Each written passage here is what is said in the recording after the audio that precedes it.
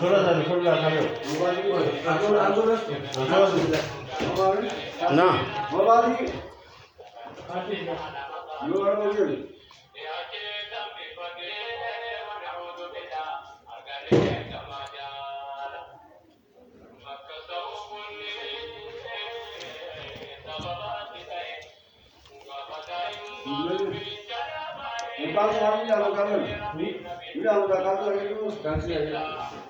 kalau kau sentenya itu Makina wala ba dai ne nan na fara fara da sabban da और कहिए हाँ क्या मुस्लिम था ये जुम्मा के देखा तो उसको तक मैं यार बना सही सही का दिन हिसाब वाले दिन कुछ नहीं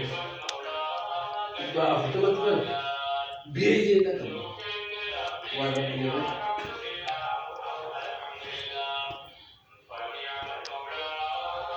kasih khadamah itu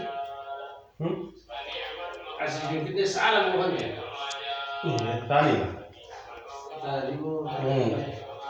ना तो लो ना ये कौन है enak dia हैं enak dia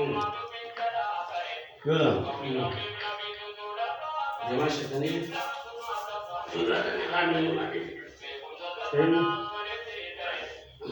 जमा से